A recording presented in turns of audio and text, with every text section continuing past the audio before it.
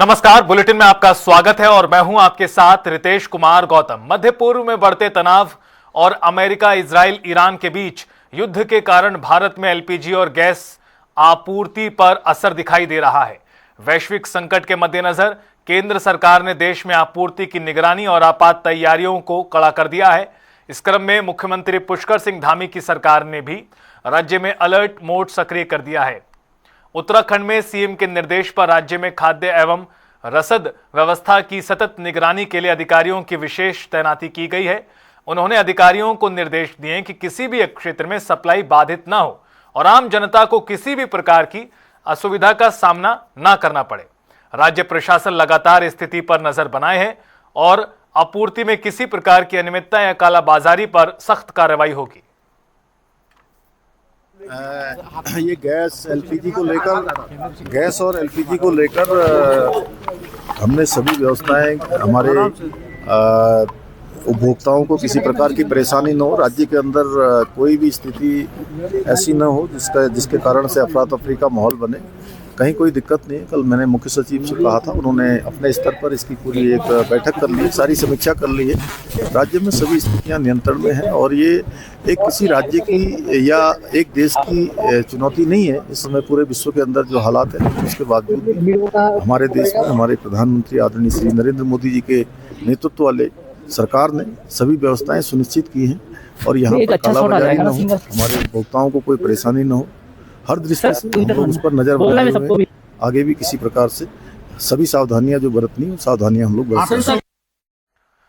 LPG की बढ़ती कीमतों और सिलेंडर की कथित किल्लत को लेकर महिला कांग्रेस ने आंदोलन तेज करने का ऐलान किया है। प्रदेश महिला कांग्रेस अध्यक्ष ज्योति रौतेला ने प्रेस कॉन्फ्रेंस में केंद्र सरकार पर निशाना साधा और कहा कि महंगाई से आम जनता परेशान है, लोग सड़कों पर उतरने को मजबूर हैं। उन्होंने चेतावनी दी है कि यदि अगले 15 दिनों में गैस की किल्लत दूर नहीं हुई और कीमतें कम नहीं हुई तो महिला कांग्रेस बड़े स्तर पर हल्ला बोल करेगी।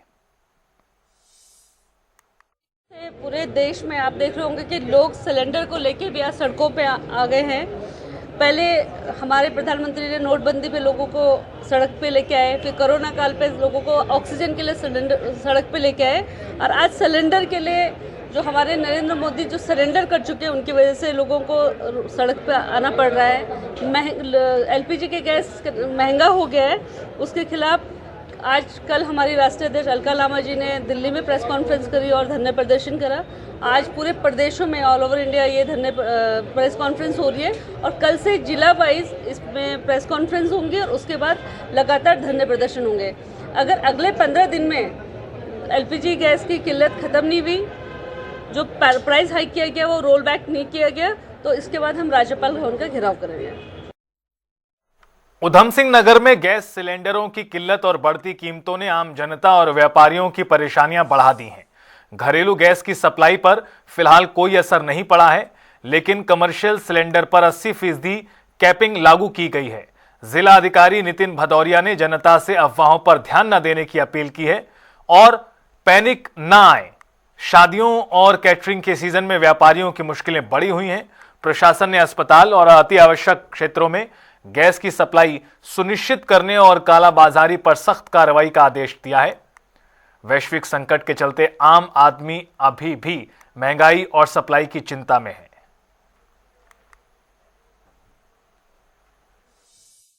मैं नितिन भदौरिया, जिला अधिकारी उधम सिंह नगर, सभी जिस जनपद वासियों से अपील करता हूं कि जो गैस की जो प्रतिबंध लगाए गए हैं उस पर पैनिक करने की आवश्यकता नहीं है। आज हम लोगों ने पूरे स्टॉक की बैठक भी ली है और इसमें कोई भी बुकिंग जो करा रहे हैं उनको गैस घर तक पहुंचेगी। जो सुविधा उनको मिली है वैसे ही मिलती रहेगी। घरेलू गैस में कोई भी हमारे जो उत्पादन या उसमें कोई भी कैपिंग नहीं कराई गई है, तो किसी को भी घरेलू गैस के लिए अभी कोई पैनिक की सिचुएशन नहीं है। कृपया इसमें ज़्यादा से ज़्यादा लोगों से शेयर करें। जो हमारा कोशिश जो हमारी रहती है, जो व्यावसायिक गैस पे जो कैपिंग लगाई गई है, वो एवरेज कैपेसिटी जो कंजम्पशन है उसका 80% पे लगाई गई है। तो इसमें हम लोगों की कोशिश ये है कि जो हमारे इंडस्ट्रीज हैं वो इसको और अपने प्रोडक्टिव तरीके से विदाउट वेस्टेज इसको यूज़ करेंगे। और कोशिश ये भी रहेगी जो कमर्शियल गैस में हमारे प्रायोरिटी सेक्टर्स हैं, जैसे हम लोग एक कुछ व्यवस्था इस हिसाब से बनाएं कि उनको प्रायोरिटी सेक्टर पे ही अपना सिलेंडर मिल जाए, ताकि उनके व्यवसाय पे कोई भी व्यवधान ना रहे। तो इसमें मैं सभी से सहयोग करूंगा कि जो भी समय समय पे निर्देश जारी हों उससे पैनिक ना क्रिएट करें। उसमें आपकी सुविधा के लिए पूरी व्यवस्था बनाई जा रही है, और मैं इस जनता के कोऑपरेशन से मुझे नहीं लगता कि कोई भी दिक्कत आने वाली है। तो ये पुनः इस और रुकेंगे यहाँ पर एक छोटे से ब्रेक के लिए। खबरों का सफर लगातार जारी है।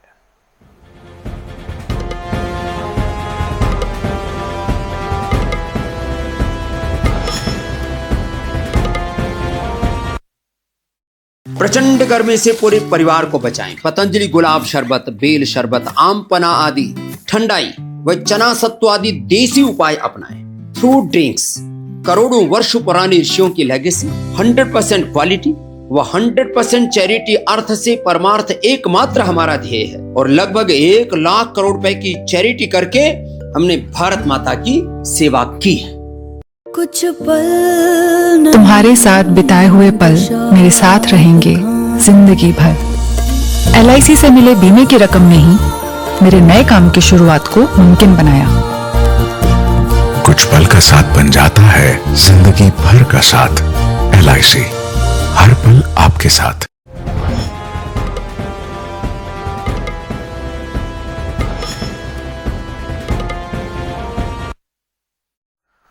ब्रेक के बाद स्वागत है। खटीमा में घरेलू गैस वितरण फिलहाल सामान्य है। कुमाऊं मंडल विकास निगम और निजी गैस एजेंसियां जैसे भारत गैस और शिव इंडेन नियमित रूप से उपभोक्ताओं को गैस उपलब्ध करा रही है। बुकिंग की अवधि अब 15 दिन की जगह 25 दिन है और DSC कोड अनिवार्य है। खटीमा के पूर्ति अधिकारी हयात सिंह बुंगला ने कहा कि तीनों गैस एजेंसियों द्वारा पर्याप्त गैस वितरण सुचारू रूप से किया जा रहा है। एजेंसी प्रबंधकों ने उपभोक्ताओं से घबराने की बजाय शांत रहने की अपील की है।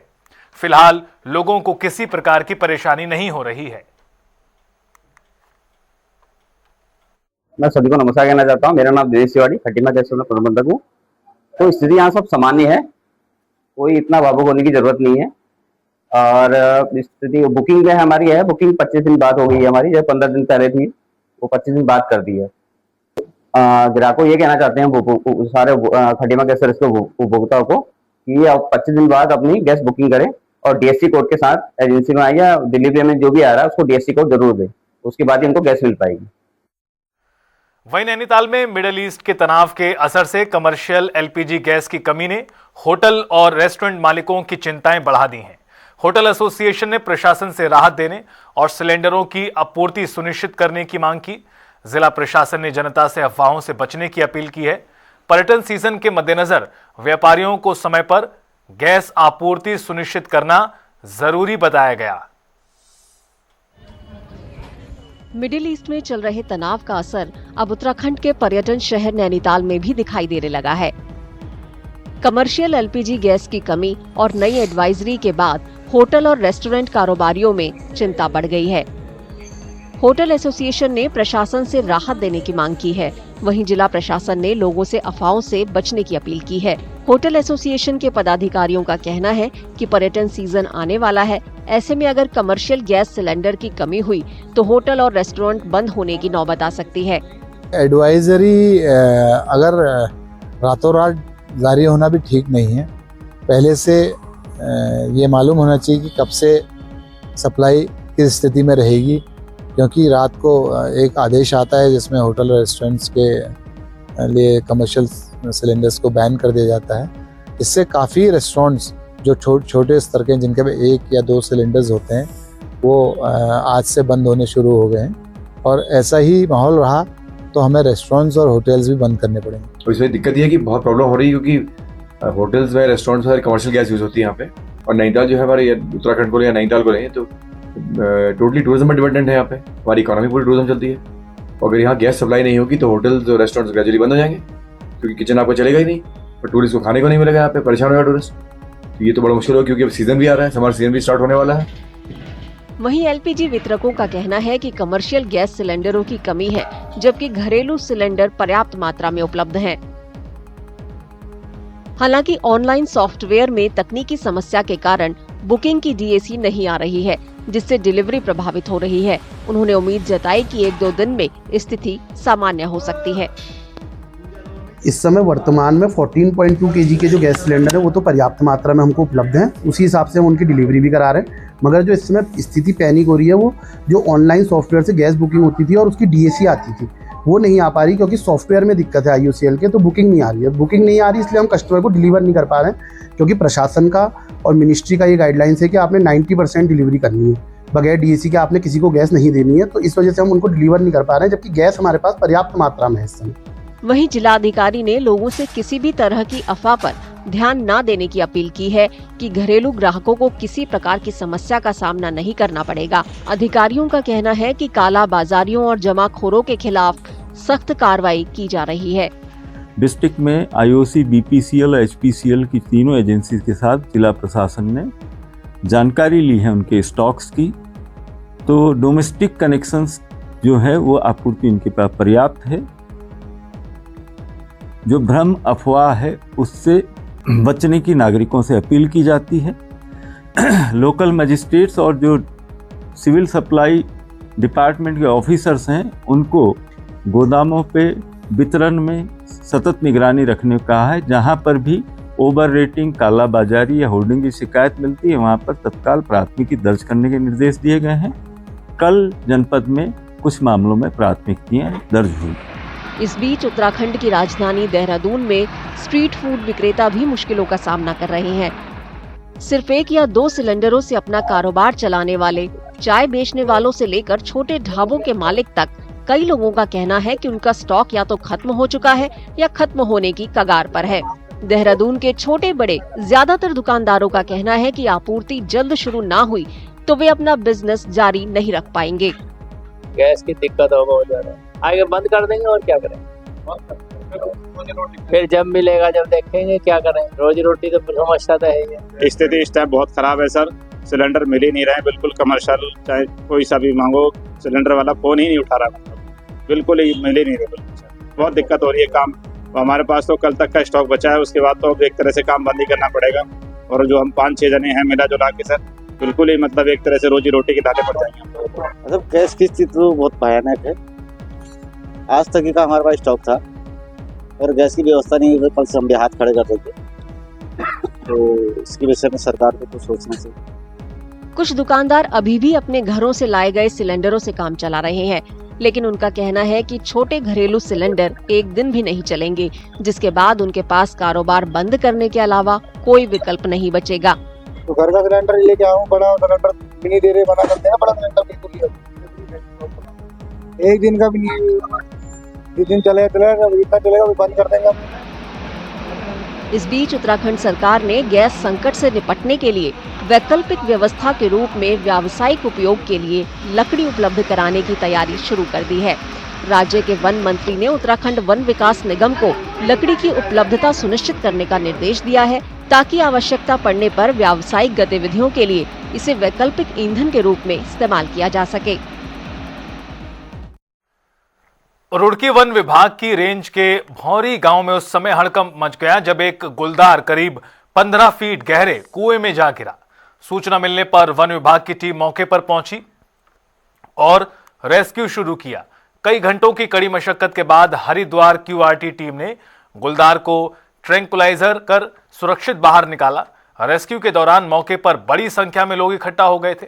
ऑपरेशन में वन विभाग के कर्मचारी, पशु चिकित्सक और रेंजर शैलेंद्र सिंह नेगी की टीम मौजूद थी। फिलहाल गुलदार को आगे की कार्रवाई और निगरानी के लिए चिड़ियापुर रेंज भेजने की तैयारी की जा रही है।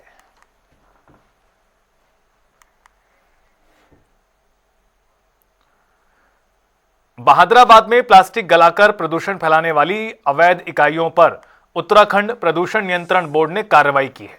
शिकायत मिलने पर दादूपुर गोविंदपुर में छापेमारी कर प्लास्टिक दाने बनाने वाली 2 अवैध इकाइयों में लगी 5 मशीनों को सीज कर दिया गया। जांच में सामने आया कि बिना अनुमति प्लास्टिक गलाने से क्षेत्र में धुआं और दुर्गंध फैल रही थी, जिससे स्थानीय लोगों को परेशानी हो रही थी।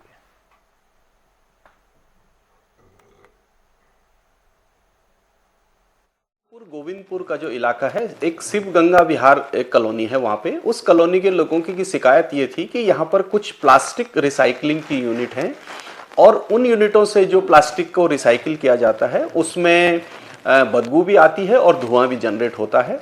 जनता मिलन कार्यक्रम में जिलाधिकारी महोदय के पास उनकी शिकायत गई थी। जिलाधिकारी महोदय के निर्देशों के क्रम में हमारे द्वारा आज औचक निरीक्षण किया गया। औचक निरीक्षण में 2 ऐसी इकाइयाँ मिली जिन इकाइयों के पास पोल्यूशन कंट्रोल बोर्ड की परमिशन नहीं थी और उनके द्वारा जो है प्लास्टिक रिसाइकलिंग का कार्य किया जा रहा था।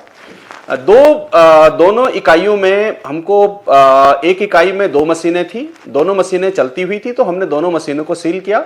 दूसरी इकाई में 4 मशीनें थी, उस 4 मशीनों में से हमने 2 मशीनों को सील कर दिया जो मशीनें चल रही थी। ये हमारी एक नियमित की कार्रवाई के रूप में है। जब भी हमें इस किस्म की सूचना मिलेगी कि अनधिकृत रूप से प्लास्टिक के उद्योग चल रहे हैं तो हम नियमानुसार उन पर कार्रवाई करेंगे। रुकेंगे यहां पर एक और छोटे से ब्रेक के लिए।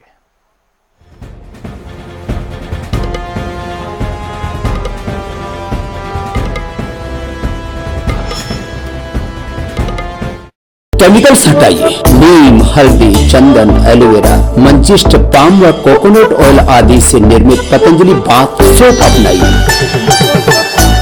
कुदरती स्वच्छता व सौंदर्य पाइए।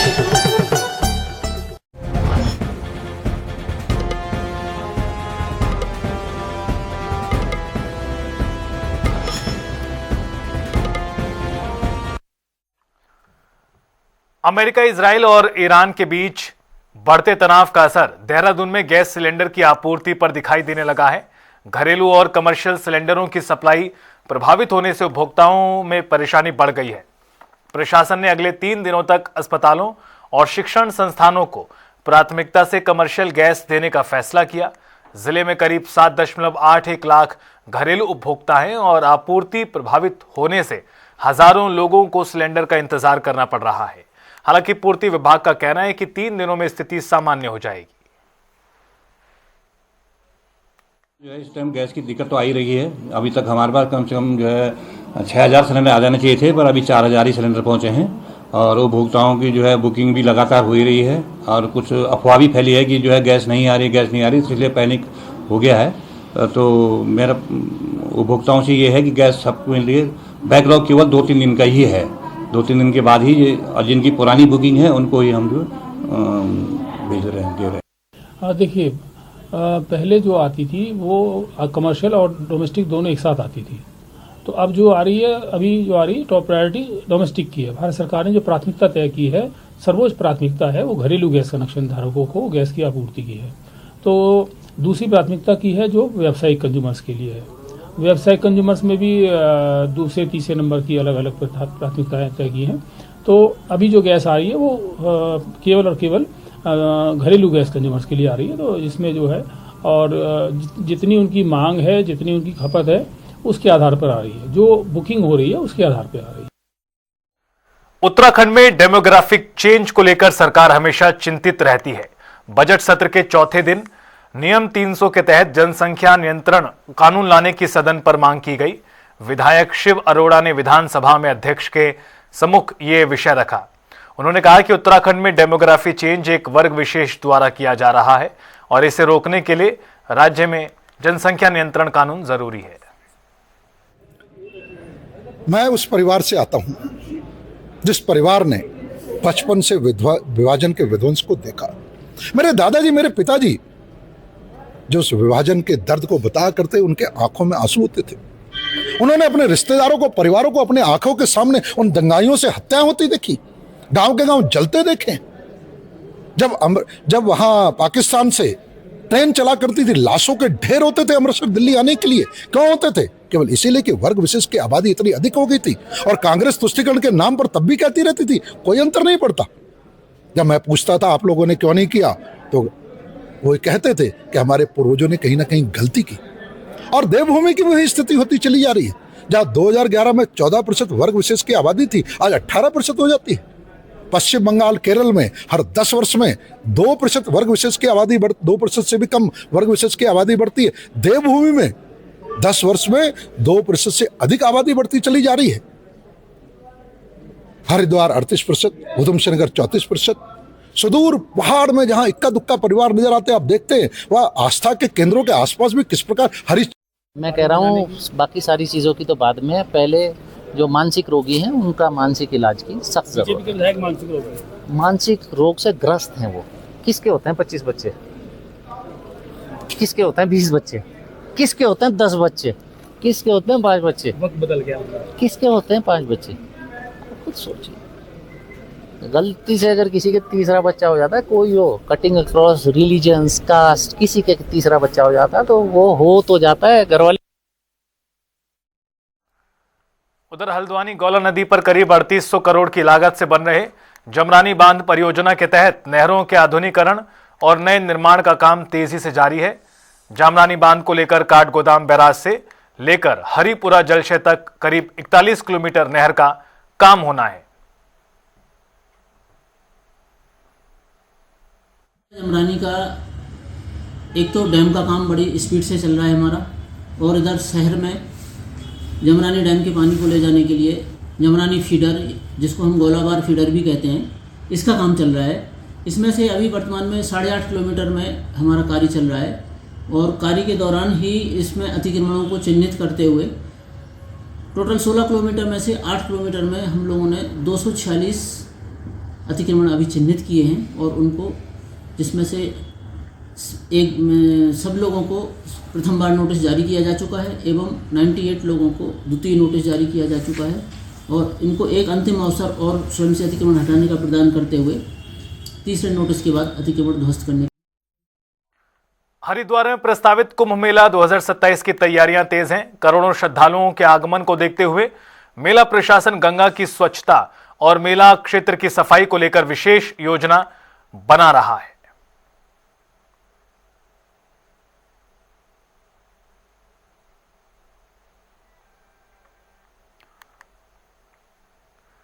पुलिस अधीक्षक नगर के नेतृत्व में Patel Nagar police, SOG, ANTF और डॉग स्क्वाड की संयुक्त टीम ने कोतवाली पटेल नगर के आईएसबीटी के पास एमडीडीए फ्लैट्स में व्यापक सत्यापन अभियान चलाया।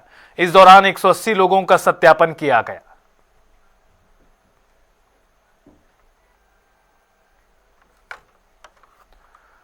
फिलहाल इस बुलेटिन में इतना ही। वक्त हो चला एक ब्रेक का। आप देखते रहिए जनता टीवी।